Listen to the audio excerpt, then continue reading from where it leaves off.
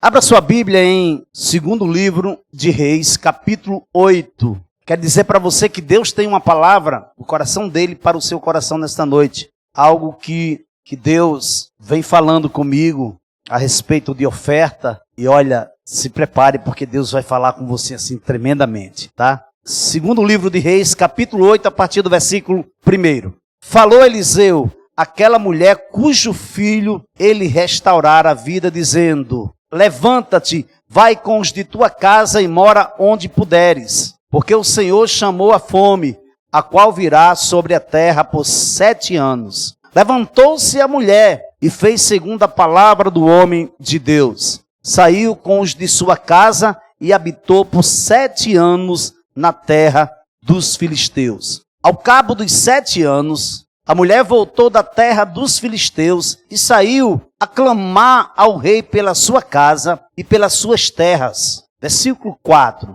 Ora, o rei falava a Geazim, moço do homem de Deus, dizendo: conta-me, peço-te, todas as grandes obras que Eliseu tem feito. Contava ele ao rei como Eliseu restaurara a vida ao morto, quando a mulher cujo filho ele havia restaurado a vida clamou ao rei pela sua casa e pelas suas terras. Então disse Geazim: ó rei, meu senhor, esta é a mulher e este o seu filho a quem Eliseu restaurou a vida. Interrogou o rei a mulher e ela lhe contou tudo. Então o rei lhe deu um oficial dizendo: faze restituir-se-lhe tudo quanto era seu e todas as rendas do campo, desde o dia em que deixou a terra até agora. Vamos orar. Feche seus olhos, eu quero orar com você. Querido Deus, amado Pai, bispo e pastor de nossas almas, nos rendemos a Ti, Senhor, mais uma vez. Obrigado por este momento tão precioso de estar na Tua presença, de poder ministrar a Tua palavra. Que privilégio, Senhor. Que eu diminua, que Tu cresça e que Tu venhas falar. Ao abrir e fechar da minha boca, que Teu Santo Espírito possa ministrar aquilo que Tu queres nos ensinar nesta noite. Em nome de Jesus Cristo, quem crê, diga amém. O benefício da oferta é o título dessa mensagem. O benefício da oferta. Quando eu tenho um coração abnegado, disposição de negar-se a mim mesmo, disposto a servir e ofertar o meu melhor, e percebo a presença de Deus conduzindo minha atenção para um propósito específico, não devo medir esforços para ser um instrumento em suas mãos. Foi exatamente isso o que aconteceu com a mulher de Sunem. Uma mulher rica que, vendo Eliseu passar, o constrangeu a comer pão. Daí, todas as vezes que Eliseu passava por lá, entrava para comer. Ela disse ao seu marido: vejo que este que passa sempre por nós é santo homem de Deus. A mulher sunamita propôs um desafio ao seu marido: vamos oferecer uma oferta voluntária a este homem de Deus? Ele prontamente concordou. Uma cama, uma mesa, uma cadeira, um candeeiro e um pequeno quarto na parte de cima. Vai desencadear uma série de eventos que irão mudar completamente o rumo da história de vida dessa mulher. Haverá momentos em nossas vidas que nós teremos que tomar decisões. Haverá momento que a vida exigirá de você, exigirá de mim uma posição. E que posição nós tomaremos? Se iremos ou não iremos? A questão é, quando nós somos abnegados, quando nós olhamos para o Senhor, olhamos para o Deus Criador, o Deus que criou todas as coisas, olhamos para Ele pela sua essência e não por aquilo que Ele pode nos oferecer, é mesmo que estar derramando o nosso coração no altar, se entregando a Ele por completo, sem reserva, e dizendo: Senhor, faze o que Tu queres da minha vida. Mas não foi diferente com esta mulher. o agir invisível de Deus, a provisão de Deus vai vir sobre a sua vida de uma forma estrondosamente maravilhosa. Por quê? Porque ela ofereceu uma oferta voluntária. Ela não esperou nada em troca. Então, o benefício da oferta nos conduz para um lugar seguro.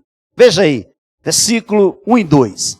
Eliseu falou àquela mulher cujo filho havia restaurado a vida, dizendo: levante-se e saia daqui com os membros de sua casa e fique peregrinando onde você puder peregrinar, porque o Senhor determinou que haverá uma fome neste país, a qual irá durar 7 anos. A mulher se levantou e fez segundo a palavra do homem de Deus. Saiu com os de sua casa e peregrinou durante 7 anos na terra dos filisteus. Eu creio que essa mulher, ela jamais imaginaria que Deus iria visitá-la de uma forma tão maravilhosa, de uma forma que iria impactar todas as áreas de sua vida. Sua ousadia, sua fé, sua perspicácia inconsciente levou-a a passar por experiências impactantes, jamais vividas por ela. Primeiro, ela observou quem de fato era Eliseu. Ela o constrange para comer pão na casa dela. Depois dela observar, ela chega a uma conclusão. Ela disse ao seu marido, versículo 9 do capítulo 4 de 2 Reis. Ela disse ao seu marido: vejo que este que passa sempre por nós é santo homem de Deus. Ela não foi precipitada. Ela convida, ela faz o convite para ele comer pão na casa dela. Mas o que ela faz? Ela observa. Depois dela observar, ela chega a uma conclusão. Que conclusão foi essa? Que este homem era um santo homem de Deus. Segundo, não havia em seu coração intenção nenhuma de receber algo em troca. Ela ofereceu uma oferta voluntária. O texto nos mostra que a sunamita era uma mulher rica. Certo dia, passou Eliseu por Sunem, onde se achava uma mulher rica, a qual o constrangeu a comer pão. O que foi que aconteceu? Ela simplesmente viu aquele homem passar. Era costumeiro ele passar pela cidade para fazer a obra de Deus. E quando ele passa, ela o observa e constrange ele para entrar na sua casa e comer pão. Agora, o que me chama a atenção é que o texto está dizendo, no capítulo 4 de 2 Reis, versículo 8, que ela constrangeu o profeta a comer pão. Se ela constrangeu, logo isso quer dizer que ele não queria incomodar, que ele não queria ser pesado, que ele não queria se aproveitar. Mas o texto está dizendo que ela o constrangeu para entrar e comer pão. O que é que acontece? Ela não tinha nenhum interesse em receber nada em troca. Terceiro, o profeta Eliseu percebeu sua abnegação. Ele percebeu uma característica muito forte na vida daquela mulher, que aquela mulher era abnegada. Aquela mulher era totalmente uma mulher desprendida de bens materiais. Ele mandou Geazi dizer: dize-lhe, eis que tu nos tem tratado com muita abnegação, e que se há de fazer por ti? Haverá alguma coisa que se fale a teu favor ao rei ou ao comandante do exército? Olha a resposta dela. Ela respondeu: habito no meio do meu povo. Abra sua Bíblia, eu quero que você abra sua Bíblia aí. 2 Reis, você está no capítulo 8, volta para o capítulo 4. Eu quero que você leia esse texto comigo, para você se sintonizar dentro do contexto. Abriu aí? Versículo 13. Versículo 13, ele diz assim, ó. Diz-lhe, ele está falando para Geazi, para que Geazi fale para ela. Diz-lhe, eis que tu tens tratado com muita abnegação, que se há de fazer por ti? Haverá alguma coisa de que se fale ao teu favor ao rei ou ao comandante do exército? Ela respondeu: habito no meio do meu povo. Logo se percebe que ela vivia bem com seus familiares. Logo se percebe que o lar desta mulher era um lar que tinha um ambiente agradável, que trazia equilíbrio, um lar que trazia a amabilidade, que trazia a presença de Deus. Porque a resposta dela é enfática. Ela respondeu: habito no meio do meu povo. Ela vivia no meio do seu povo. Creio eu que a expressão no meio do meu povo se estende tanto no âmbito de nacionalidade do seu país, como de parentesco. Existem situações em nossas vidas que não entenderemos hoje. Preste atenção. Existem situações que você vive hoje que você não entenderá. Mas haverá um tempo, Deus irá te levar para um tempo a qual você irá entender por que você passou o que você teria que passar. Talvez hoje você já entenda o que você já passou em algum tempo.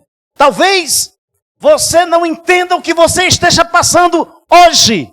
Mas o tempo se encarrega de trazer-nos um significado e nos revelará, trazendo os benefícios ou os malefícios. Por quê, pastor? Porque a colheita dependerá da qualidade do grão.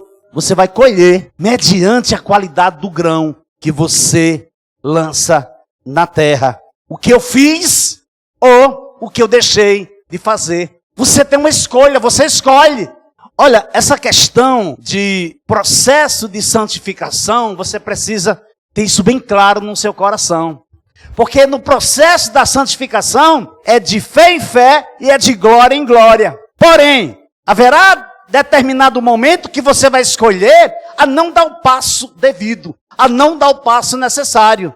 Isso não quer dizer que você perdeu a sua salvação. Não, não é isso que eu estou dizendo. Mas você deixou de fazer aquilo que caberia você fazer. E que lá na frente você não colherá os frutos necessários que você poderia estar colhendo se você tivesse plantado. Se você tivesse feito a escolha de plantar.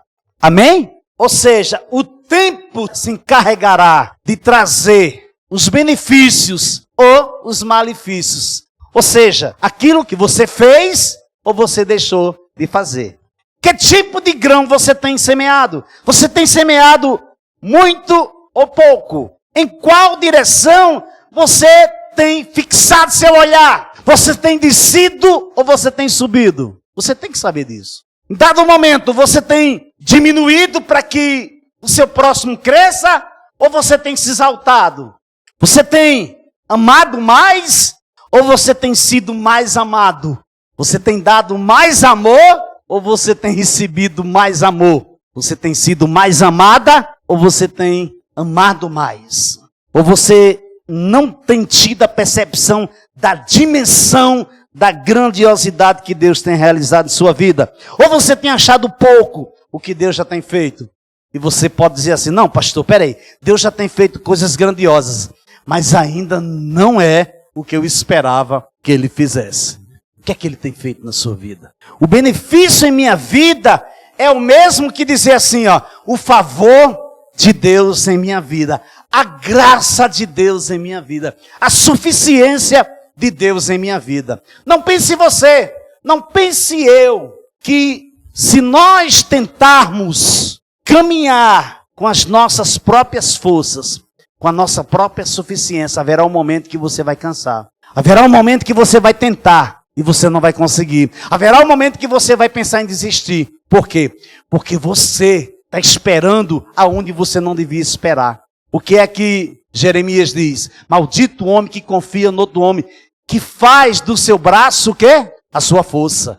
Mas bem-aventurado, feliz é o homem que confia no Senhor. Olha aí. Então, nós não vamos esperar que a coisa piore para confiar no Senhor. Por que você em dado momento, você não se alegra? Porque você não entendeu ainda que você é templo e morada do Espírito Santo.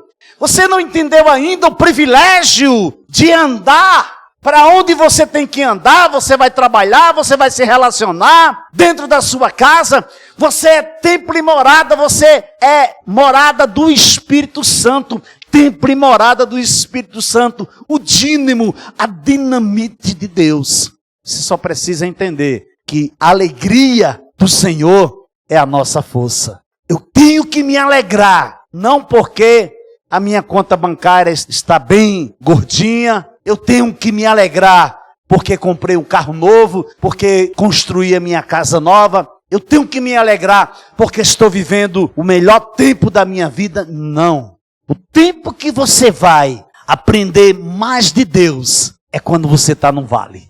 Não é no monte. Quando você está no vale, aí você vai se aproximar dele. Você vai querer se aproximar tanto que ele vai dizer, epa, peraí, não se aproxima, Jair. Primeiro tira as sandálias dos pés, porque o lugar que você está pisando é lugar santo. A partir daí, começa a desenvolver um relacionamento íntimo e poderoso com Deus Altíssimo. Então, por que o primeiro benefício da oferta nos conduz para um lugar seguro? Anos antes, Eliseu tinha dito à mulher cujo filho ele havia ressuscitado: você e sua família devem ir morar em outro lugar. O Eterno mandará fome sobre a terra, e ela vai durar 7 anos. A mulher fez o que o homem de Deus recomendou, e mudou-se dali. Ela e sua família viveram 7 anos na terra dos filisteus. Uma característica muito acentuada na vida da mulher sunamita era o quê? Era ouvir e obedecer. Ela não somente ouvia, ela ouvia e obedecia. Porque geralmente a gente ouve e a gente esquece. E a gente não entende que esquecer é desobedecer. O que é que o Senhor fala para Josué? Josué, levanta meu querido, olha aqui, ó, toma o cajado. O meu servo Moisés é morto. Agora você fará herdar a terra que eu prometi em juramento aos teus antepassados. Porém, ser forte. Ser forte, Josué. Ser corajoso. Aí Deus disse, mas esse menino não está entendendo. Então, seguinte, Josué, ser muito forte. Primeiro ele disse ser forte. Depois ele disse ser muito forte e corajoso. Para fazer esse povo herdar a terra que eu prometi a teus antepassados. Agora tem o seguinte, ó. Medita na minha lei de dia e noite. Para que você não esqueça tudo que o meu servo Moisés lhe ensinou. Olha o poder do discipulado. Olha a questão de você guardar. O salmista diz, escondi a tua palavra no meu coração para não pecar contra ti. Eu tenho algo no meu coração desde que Jesus me resgatou. Assim, questão de semanas, eu tirando meu tempo com Deus, fazendo meu devocional, e eu estava lendo Mateus, Tentação de Jesus, e eu cheguei a uma conclusão. Eu tenho certeza, se Jesus não conhecesse as Escrituras, ele tinha transformado essas pedras em pão. Aí passou, depois eu fui fazer seminário. O que era que Jesus está dizendo? Nem só de pão viverá o homem. Ele estava falando por acaso? Não. Ele estava citando Deuteronômio, capítulo 8. Nem só de pão viverá o homem, mas de toda palavra que procede da boca de Deus. Ele venceu a tentação como? Com a palavra.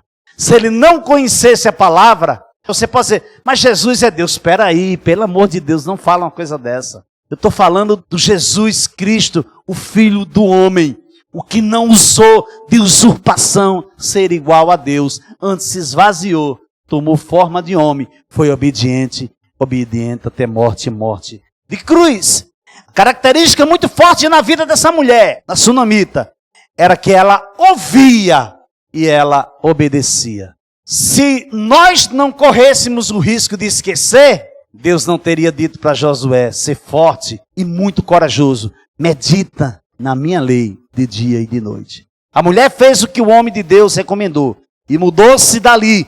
Ela e sua família viveram 7 anos na terra dos filisteus. Você já se imaginou deixar tudo para trás que você construiu durante uma vida toda e de repente você recebe uma palavra da parte de um profeta de Deus para ir embora, para morar em outro lugar durante 7 anos? O que você faria? Você iria?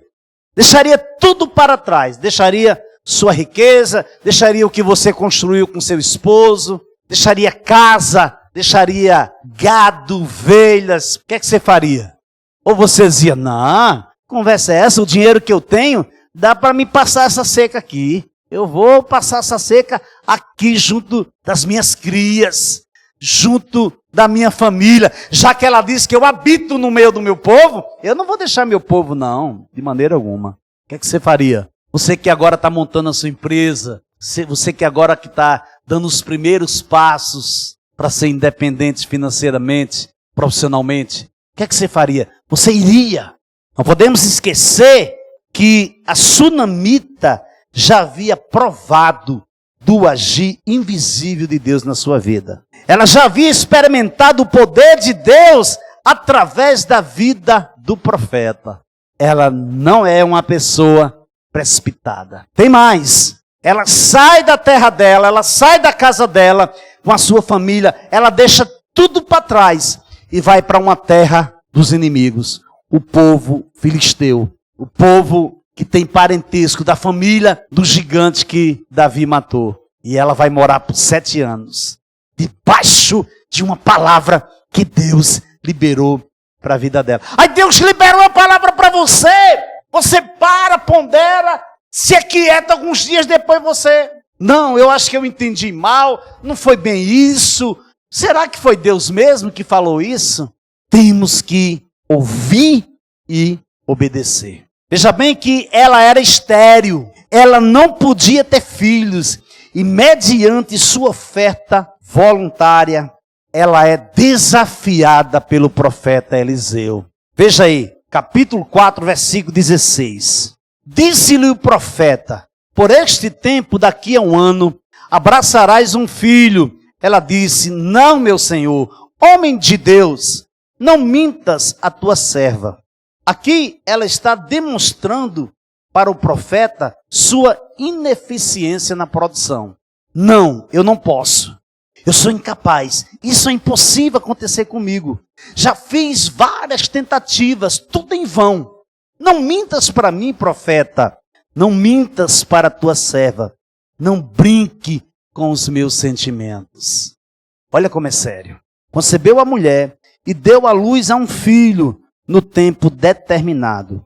Quando fez 1 ano, segundo Eliseu lhe dissera. Versículo 17 do capítulo 4.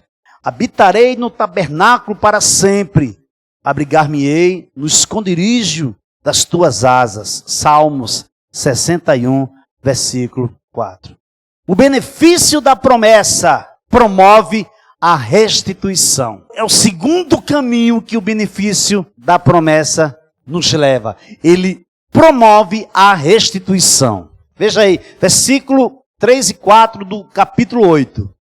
Ao final dos 7 anos, a mulher voltou da terra dos filisteus e foi falar com o rei para reclamar a sua casa e as suas terras.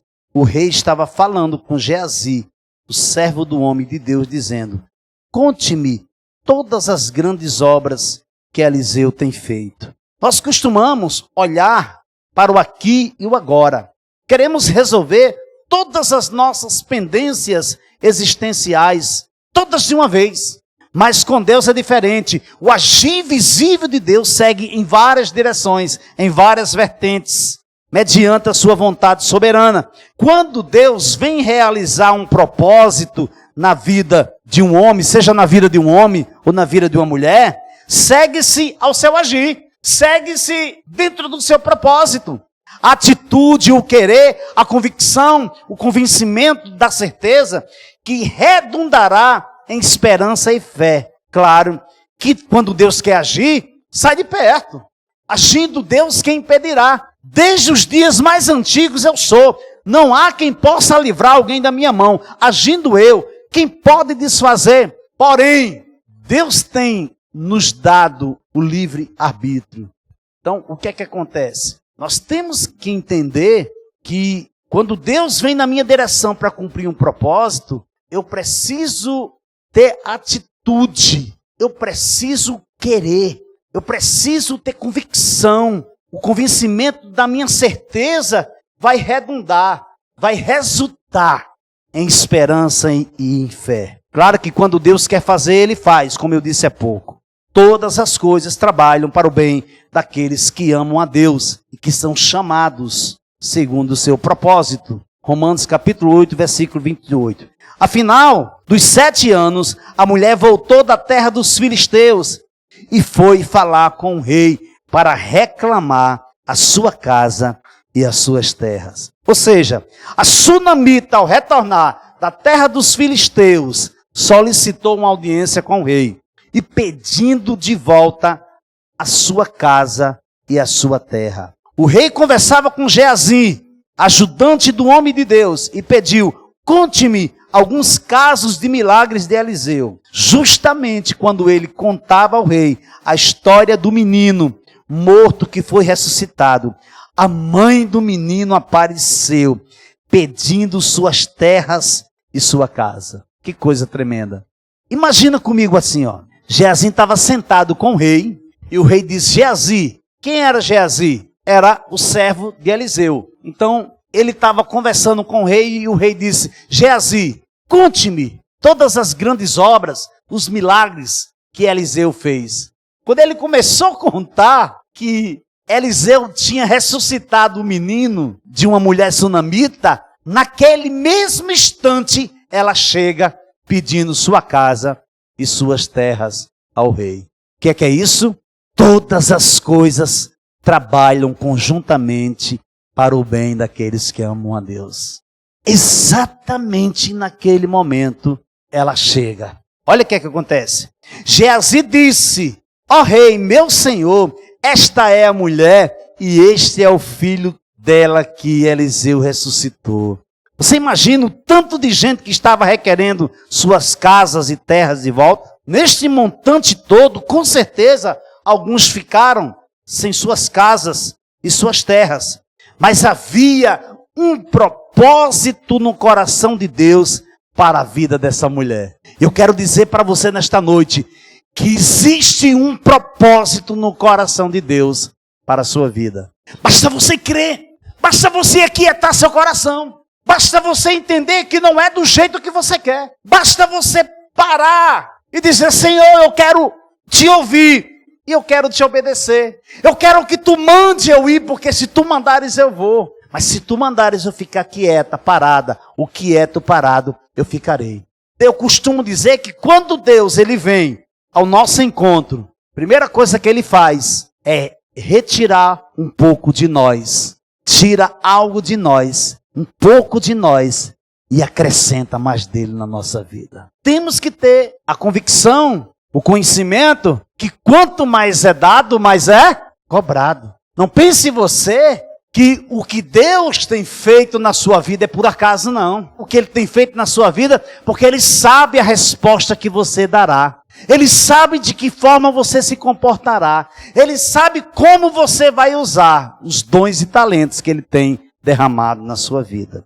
Você está entendendo? Amém? Aleluia, glória a Deus. Qual o seu nome? Permita-se que Deus o chame pelo seu nome. Seja conhecido como bênção de Deus, como homem de fé, como uma mulher de fé, como filho de Deus, como servo do Deus Altíssimo, como bom marido, como uma boa esposa, como um amigo de Deus, como um homem segundo o coração de Deus. Então se prepare. Se prepare, porque Deus vai pegar você de surpresa. Quanto menos você esperar, e vai dizer: eu não falei para você, meu filho, eu não falei para você, minha filha. Então deixe que Deus te chame pelo nome. Quando você se decide oferecer uma oferta voluntária a Deus, se prepare, porque as coisas que os olhos naturais são impossíveis, irão começar a acontecer, e a sua vida não será mais a mesma. Pelo contrário, você será impactada, você será impactado por tudo aquilo que Deus já preparou diante do seu trono, e se evidenciará, e todos contemplarão o que Deus realizará na sua vida e através da sua vida. Você lembra de Zaqueu? Capítulo 19 de Lucas, versículo 8 e 9 diz assim: mas Zaqueu levantou-se e disse ao Senhor: olha, Senhor, estou dando a metade dos meus bens aos pobres. E se de alguém extorquir alguma coisa, devolverei 4 vezes mais. Jesus lhe disse: hoje houve salvação nesta casa, porque este homem também é filho de Abraão. Ele precisava fazer isso? Precisava, igreja? Na concepção dele, ele precisava. Talvez na nossa não precisasse. Sabe o que ele fez? Ele fez uma oferta voluntária. Ele caiu em si. Ele disse para ele que ele não queria mais viver aquela vida. Ele não queria que as pessoas meneassem a cabeça para ele. Ele queria viver diferente. Ele disse: Senhor, se eu extorquir alguém, devolverei 4 vezes mais. Jesus disse: hoje houve salvação nesta casa, porque este também é filho de Abraão. Conclusão. Versículo 6 do capítulo 8, do texto base de 2 Reis. O rei interrogou a mulher e ela lhe contou tudo. Então o rei colocou um oficial à disposição da mulher e lhe deu a seguinte ordem: faça com que lhe seja restituído tudo o que era dela, inclusive todas as rendas do campo, desde o dia em que deixou a terra até agora. Porque exatamente no momento em que Geazim está conversando com o rei, e o rei faz essa indagação: conte-me alguns casos de milagre de Eliseu, a mulher sunamita chega. A oferta voluntária da mulher sunamita irá mudar todas as expectativas do seu coração. E Deus, através do seu grande amor, conduz aqueles que estão dispostos a usar de benevolência, de amor, de graça, de misericórdia, sem olhar na direção de retorno para viver o melhor dele na terra dos viventes.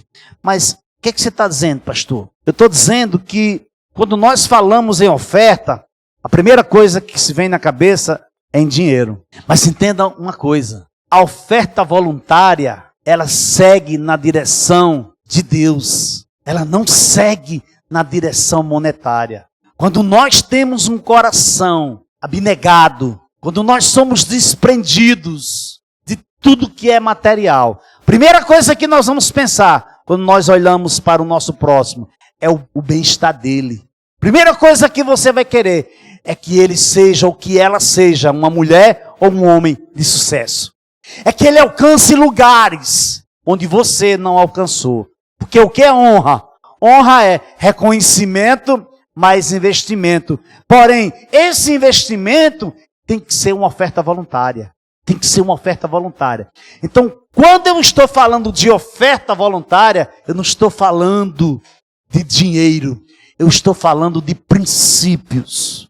Saia daqui hoje guardando isso no seu coração. A mulher sunamita fez uma oferta voluntária. Onde foi que ela colocou o filho dela morto? Ela colocou o filho dela morto em cima da oferta dela. Trancou a porta e foi atrás do profeta. E o profeta entregou a criança viva para ela. E deu um intimato para ela: saia daqui com a sua família, com seus parentes. Eu sei que você vive muito bem no meio do seu povo, mas saia daqui e vá peregrinar aonde você puder peregrinar, porque o Senhor irá trazer uma grande fome durante 7 anos nessa terra. Faça com que lhe seja restituído tudo o que era dela, inclusive todas as rendas do campo, desde o dia em que deixou a terra até agora. Ela recebeu muito mais do que ela pediu. O que era que ela estava pedindo? Ela estava pedindo a casa e as terras. O que é que você está pedindo a Deus? O que é que você tem pedido a Deus? Você tem pedido pouco? Você tem pedido muito? Ou você tem pedido de acordo com a semente? Saiba que é como se essa mulher estivesse recebendo juros e correções monetárias. Tudo que ela precisava. É assim que Deus vai fazer na sua vida. Quando Deus age, Ele nunca o faz de modo forçado, pois o seu agir em nós, o seu espírito, acontece sempre de modo profundo e gentil dentro de nós. Por isso, glória a Deus na igreja, glória a Deus no Messias Jesus, glória a Deus por todas as gerações, glória para todos sempre. Amém e amém. Que Jesus aplique essa palavra no seu coração.